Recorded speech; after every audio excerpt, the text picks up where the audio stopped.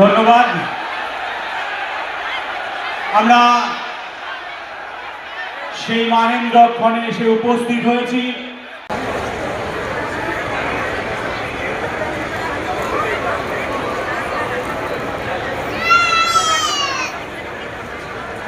বিমান হাল্লা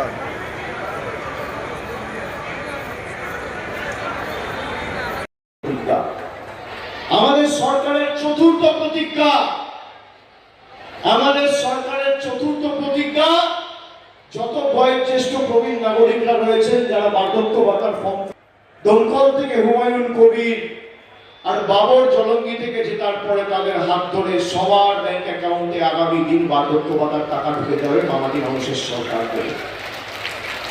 আর আমাদের পঞ্চম প্রতিজ্ঞা, প্রথম কি আজীবন লক্ষ্মীর ভান্ডার, 2 নলবাহিত পানীয় জল, 3 স্বাস্থ্য শিবির ব্লকে টাউনে, চতুর্থ বার্ধক্য ভাতা, আর পঞ্চম প্রতিজ্ঞা এই দমকলে আর জলঙ্গিতে খালি দুটো বিধানসভায় গত 2 বছরে আমরা 20,000 মানুষকে বাড়ি দিয়েছি। কেন্দ্র সরকার কোনো সাহায্য সহযোগিতা করেনি। 20,000-এর বেশি মানুষের মাথার উপর পাকা ছাদের ব্যবস্থা আমাদের তৃণমূলের সরকার করেছে। আগামী দিন চতুর্থবার সরকার তৈরি হওয়ার পরে বাংলা জুড়ে যত গরিব মানুষ রয়েছে যাদের মাথার উপর ছাদের প্রয়োজন রয়েছে সবাইকে 1,20,000 টাকা করে আমাদের সরকার দেবে বাড়ি তৈরি করতে। আমাদের পঞ্চম প্রতিজ্ঞা।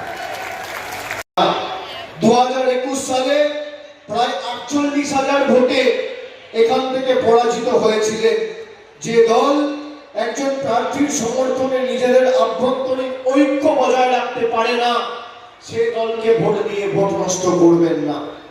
জলঙ্গিতে আমাদের যে প্রার্থী ভাতৃপ্রতিম বাবর আলী, 1993 সালে জন্ম, মাত্র 9 বছর বয়স থেকে শিশুদের পড়ানো শুরু করেছেন এবং টিউশন ফি মুক্ত স্কুল প্রতিষ্ঠা করেছেন।